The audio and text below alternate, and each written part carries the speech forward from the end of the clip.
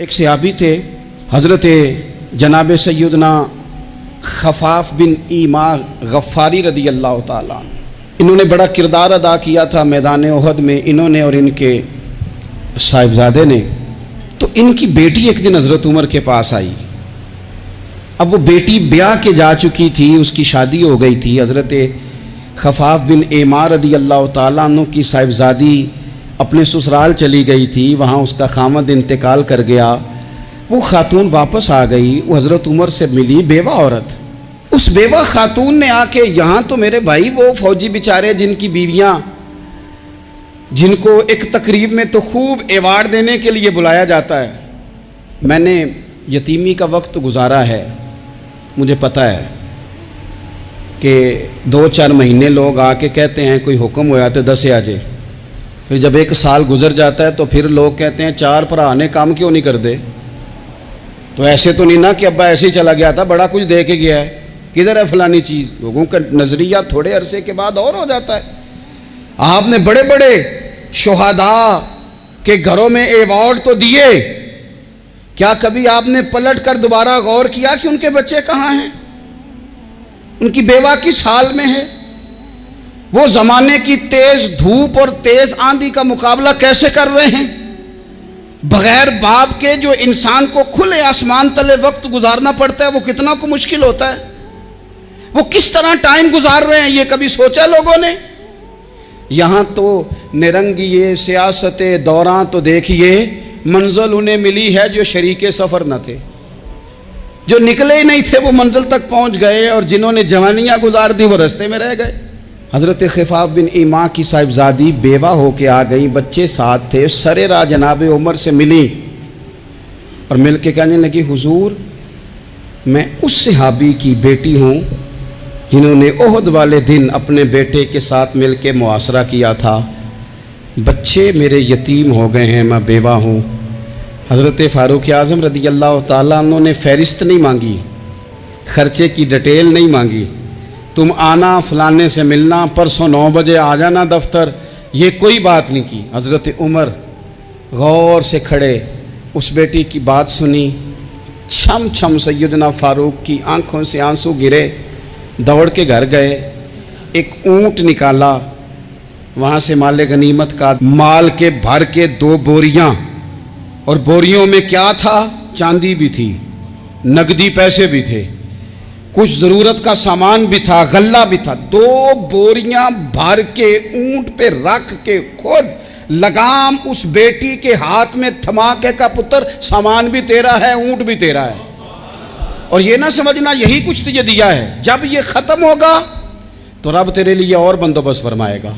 क्या माना कि ड्यूटियां लगा दी गई हैं, हमें पता है ये सामान कब तक ख़त्म हो जाएगा, पैसे कब तक ख़त्म हो जाएंगे, तेरे लिए मैंने नए हुक्म भी जारी कर दिए हैं। हज़रत उमर वजीफ़ा लगाने लगे तो हुजूर के घर में खिदमत करने वाले हज़रत उसामा बिन ज़ैद का वजीफ़ा डबल लगाया, और अपने बेटे अब्दुल्ला इब्न उमर का वजीफ़ा सिंगल लगाया। तो हज़रत उसामा बिन ज़ैद कहने लगे, अब्बा जी मैंने तो हिजरत भी की, जिहाद भी किया, उसामा तो उन दिनों बच्चे थे।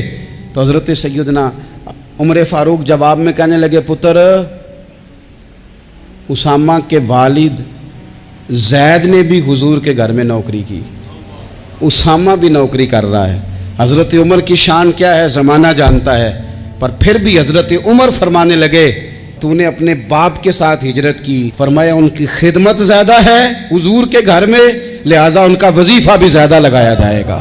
चादरें आई थी माले गनीमत में, ढेर सारी चादरें, ढेर सारी। हज़रत उमर ने सहाबाए किराम अलैहिम रिदवान की अज़वाज पर, सहाबियात पर वो चादरें तकसीम कर दी। एक चादर बड़ी खूबसूरत निकली अंदर से, तो सब कहने लगे, हुजूर ये ना खातून अव्वल के लिए सूट करेगी, आपकी अहलिया के लिए सूट करेगी, कभी आप घर ले जाए ना, ये सबसे बेहतर है। तो ये हज़रत उमर की बालग नज़री है, वो क्या बंदा हुआ जिसकी हर जगह नज़र ही ना हो। हज़रत सैयदना उमर फ़ारूक रदी अल्लाह ताला अन्हु कहा, जनाब ये चादर बड़ी हसीन है, आपके घर वालों पे जचेगी। तो हज़रत उमर फरमाने लगे, नहीं, एक सहाबिया हैं हज़रत उम्मे सुलैत रदी अल्लाह ताला अन्हा, उन्हें बुलाओ, ये चादर उन्हें दूंगा। हुजूर उस खातून को ये चादर देने की वजह भी तो बयान करें। तो हज़रत उमर फरमाने लगे, जब ओहद में ढेर सारे लोग ज़ख्मी हो गए थे और भगदड़ मच गई थी और हालात ख़राब हो गए थे, तो फरमाया मैंने अपनी आँखों से देखा कि उस एमरजेंसी की हालत में भी जनाब उम्मे सुलैत मिशकीज़ा पकड़ पकड़ के ज़ख्मियों को पानी पिला रही थी। उस खातून की खिदमात हैं उम्मत के लिए, उसने ड्यूटी की है सहाबा के लिए, लिहाजा उस औरत का ज़्यादा हक बनता है कि उसको ये एजाज़ दिया जाए। मेरिट की बुनियाद पर तकसीम होगी, रिश्तेदारी की बुनियाद पर, ताल्लुक की बुनियाद पर नहीं होगी। इसका हक ज़्यादा बनता है, इसका दर्जा ज़्यादा बनता है, खिदमात ज़्यादा है, इसने अपनी ड्यूटी ज़्यादा अच्छे तरीके से सर अंजाम दी है। जब तक चीज़ें आप वुसअत कल्बी नहीं लाते अपनी तबीयत में, जब तक आप गुंजाइश ज़्यादा पैदा नहीं करते, उतनी देर तक हालात उस तरह के नहीं होते। फिर एक और मुसीबत बन गई है, वो मुसीबत है लेवल की। ये काम मेरे लेवल का नहीं। जब आप अपने लेवल से नीचे उतरेंगे, प्रोटोकॉल से ज़रा नीचे उतरेंगे और छोटी छोटी बातों पर खुद तवज्जो देंगे, छोटी छोटी चीज़ों पर। हज़रत उमर जुमा पढ़ा रहे थे, एक सहाबी देर से आए।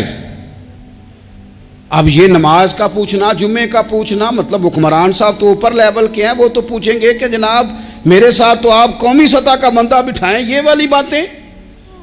लेकिन छोटे छोटे सुराख पैदा होते हैं, फिर बंद टूटते हैं, हालात बिगड़ते हैं। कौमों का इखलाक छोटी छोटी जगहों पे पहले बिगड़ता है। छोटी छोटी जगहों पे बच्चा पहले छोटी चोरियां करता है, खुदा माफ़ फरमाए अगर उसे रोका ना जाए, फिर वो बड़ी जगहों पे जाके हालात ख़राब करता है।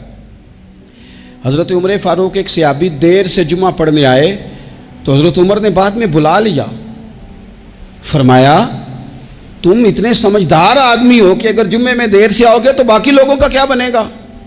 तो वो सहाबी आगे से कहने लगे, मुझे पता था आपने पूछना है, और मैं तो कहीं काम में मसरूफ़ था अमीरुल मोमिनीन, मैं तो दौड़ा आया हूँ, मैं तो गुस्ल भी नहीं कर सका, वज़ू करके ही मस्जिद में आ गया हूँ जुमा पढ़ने।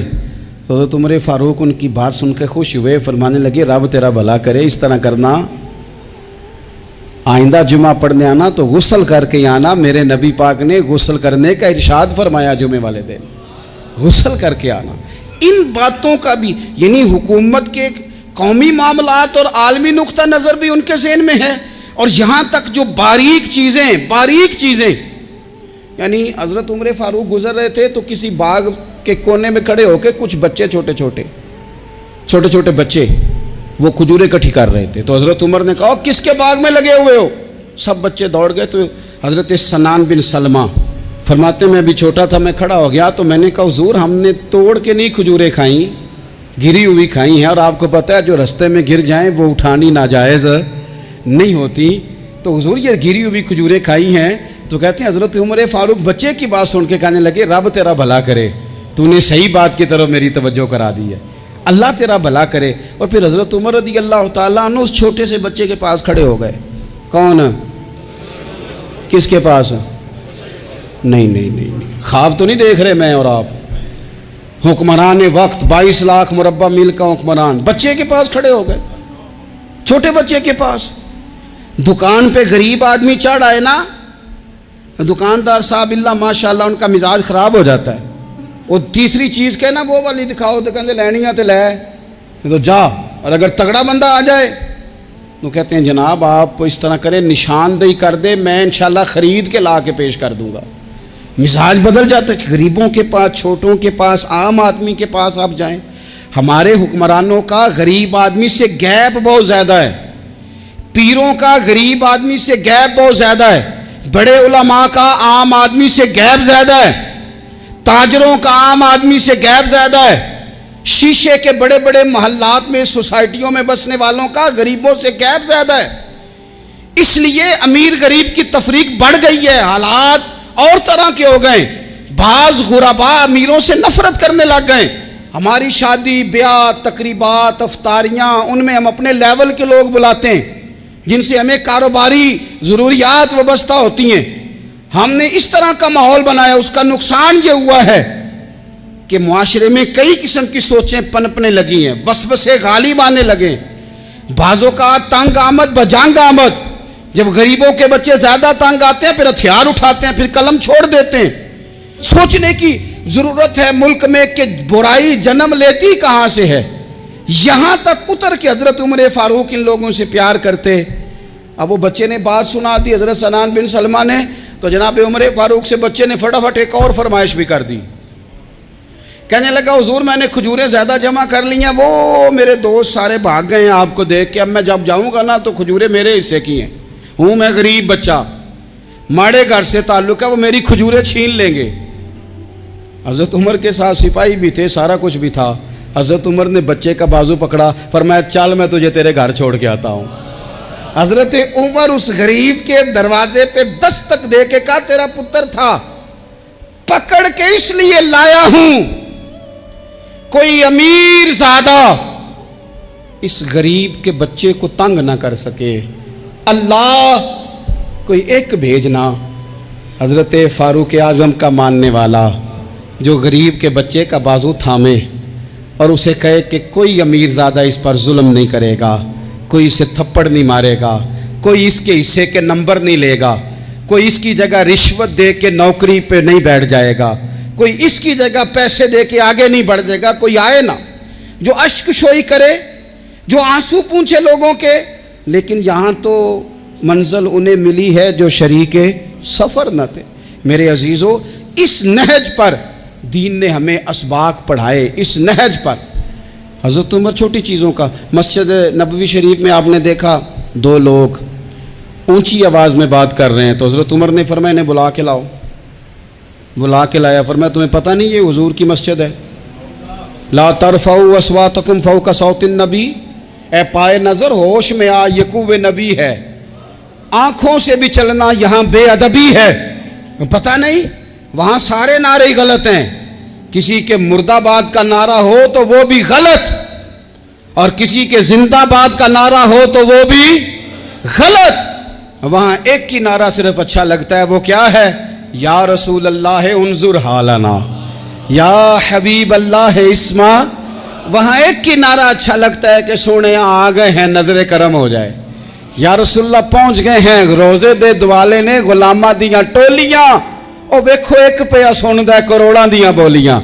वहाँ यही नारा अच्छा लगता है, लब वाह हैं, आंखें बंद हैं, फैली हैं झोलियाँ, कितनी मज़े की भीख तेरे पाक दर की है। और कुर्बान जाऊं अपने इमाम पर, उस कलम पे वारी जिससे वो लिखा करते थे। कहने लगे काबे का नाम तक न लिया, तैबा ही कहा। पूछा जो था किसी ने कि अजीमत किधर की है, उनके तुफैल हज भी खुदा ने करा दिए, वरना असले मुराद हाजरी तो उस पाक दर की है। तो हजरत फारूक आजम रदी अल्लाह ताला अन्हु ने ना उन दो लोगों को बुलाया और बुला करके फरमाने लगे कहाँ के रहने वाले हो, कहाँ से आए हो? उन्होंने कहा जी हम ताइफ के रहने वाले हैं। फरमाया तुम्हें पता नहीं ये नबी पाक का रोज़ा है, हुजूर की मस्जिद है, यहाँ आवाज़ ऊंची नहीं करते, तुम्हें खबर नहीं? और फिर हज़रत उमर फरमाने लगे अगर तुम मदीने के रहने वाले होते तो मैं तुम्हें कोड़े मारता, मैं तुम्हें सज़ा देता। तुम्हें पता नहीं कि किस तरह का मिजाज और माहौल होना चाहिए। तो हज़रत फ़ारूक आज़म रदी अल्लाह ताला अन्हु की जो खिदमात हैं, आपका जो आप तो बाज़ारों में जब जाते थे ना तो फरमाते थे हमारे बाज़ार में सिर्फ वो बंदा आके काम करे जो दीन का इल्म जानता है, जिसे तिजारत के उसूल पता हैं, वो आए, दूसरे को बैठने नहीं देते थे। अपने मिजाज के लिहाज से, अपनी तबीयत के लिहाज से मखलूक के लिए दिलों में नरमी रखते थे, मिजाज में नरमी। एक बात आपने कई दफ़ा सुनी होगी, मेरा बड़ा दिल करता है फिर से उसको दोहराऊं। मैंने उसे सैकड़ों बार पढ़ा है। जब तबीयत पूरी बेचैन होती है और अपनी जिम्मेदारियों का एहसास करने को दिल करता है ना, तो फिर ख्याल आता है कि हम भी पढ़ें ज़रा इन चीज़ों को। बार बार पढ़ता हूँ ताकि एहसास ज़िम्मेदारी पैदा हो। आपके ग़ुलाम असलम फरमाते हैं रात को मैं और जनाब उमर निकले थे तो एक मकान में हमने देखा कि एक औरत ने ना, उसके बच्चे बार बार शोर कर रहे हैं और वो कुछ पका रही है, आवाज़ आ रही है। तो हज़रत उमर ने दरवाजे पे दस्तक दी। कौन है दरवाजे पे? कहा मैं एक ग़ुलाम हूँ। हज़रत उमर कहते हैं ग़ुलाम हूँ, बहन क्या मसला है, बच्चे क्यों रो रहे हैं? तो बीबी कहने लगी तुम्हें क्यों बताऊँ, जाओ ना अपना काम करो। हज़रत उमर ने इसरार किया तो तल्ख लहजे में जिससे गुस्सा नहीं कर जाते हुक्मरान, काउंसलर, चेयरमैन, MP, MNA नाराज़ नहीं हो जाते। उस तल्ख लहजे में बीबी कहने लगी, दुआ करो अल्लाह मेरे और उमर के दरमियान क़यामत में फ़ैसला करे। कैसा हुक्मरान है कि उसकी हुकूमत में मेरे बच्चे भूखे सोते हैं। ये मैंने पानी में रोड़े डाल के चढ़ाए हैं, लेकिन ये पेट की भूख ये बड़ी डडी होती है, ये नींद भी नहीं आने देती। ख्याल था रो दो के सो जाएंगे, पर सो भी नहीं रहे। हज़रत फ़ारूक आज़म दौड़े गए, घर से सामान, अनाज, गल्ला कंधे पे रखा। खादिम कहते मैंने कहा कि मुझे दे दें। फरमाने लगे चल तू वादा करना क़यामत में भी मेरे बोझ उठाएगा। कहा हुजूर नहीं, वो तो मेरे बस की बात नहीं। फरमाया फिर मुझे करने दे। दौड़े आए, उस खातून के दरवाज़े पर ला के वो चीज़ें रखी। कहा बहन अगर तू पर्दा कर ले तो ये ग़ुलाम ना आज खाना पका दे तेरे बच्चों। फिर वो घी चढ़ा के, चीनी डाल के, कुछ सामान पकता था वो खाना पकाया। ग़ुलाम कहते हैं जब फूंके मारते थे तो दाढ़ी से धुआं निकलता था, आग जलाते थे धुआं निकलता। फिर खाना पकाया, फिर उन बच्चों को खिलाया। फिर हज़रत उमर फ़ारूक रज़ी अल्लाह ताला अन्हु ना थोड़े पीछे बैठ गए, तो बच्चों के साथ इस तरह की बातें करने लगे कि वो हंस पड़े। जनाब असलम कहते बच्चे उस बेवा के हंसते थे, बच्चे हंसते थे और उमर रोते थे। जब वो हंसते थे तो फारूक रोते थे। फिर वो बच्चे आहिस्ता आहिस्ता लेटने लगे, और जब वो सोने की तरफ बढ़ने लगे तो हज़रत उमर कहने लगे बहन मैं जाऊं? कहने लगी रब तेरा भला करे, मेरा कलेजा फट जाता अगर मेरे बच्चों को आज शाम भी रोटी ना मिलती। तो सैयदना फ़ारूक आज़म रज़ी अल्लाह ताला अन्हु कहने लगे फिर तू मेरे लिए दुआ करेगी? कहने लगी मैं दुआ करती हूँ अल्लाह उमर की जगह तेरे जैसा को नेक आदमी बिठा दे। तो हज़रत उमर कहने लगे एक छोटी सी गुजारिश भी मान लोगी? का क्या? फरमाने लगे कोई ये मेरी खिदमत अगर पसंद आई है तो उमर को माफ़ नहीं कर देती? गलती हो गई, उसे पता नहीं था। अपने मुंह से कहने लगे सियाना भी नहीं, बाशऊर भी नहीं, उसे चाहिए था खिलाफत की जिम्मेदारियां ना लेता। लेकिन हज़रत सिद्दीक ने कहा तो वो मान गया। लेकिन बहन मैं उसे जानता हूँ, बुज़दिल बड़ा है, कमज़ोर बड़ा है, ज़ईफ़ बड़ा है। अगर तू क़यामत में उसकी शिकायत लगाएगी तो बड़ा कमज़ोर पड़ जाएगा, उसके लिए मुश्किल हो जाएगा। तो कहने लगी अच्छा अगर तू इतनी सिफारिश करता है तो जा, मैंने उमर को माफ़ किया। हज़रत फ़ारूक आज़म ने चेहरे से कपड़ा हटाया तो बीबी कहने लगी ओहो आप उमर हैं? तो आप फरमाने लगे मैं जो भी हूँ तू वादा कर चुकी है कि तूने उमर को माफ़ किया।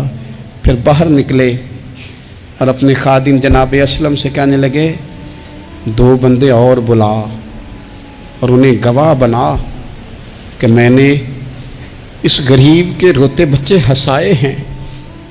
तू जाके उनको बता मैंने वो हंसाए हैं, इसके भूखे बच्चों को मैंने रोटी खिलाई है।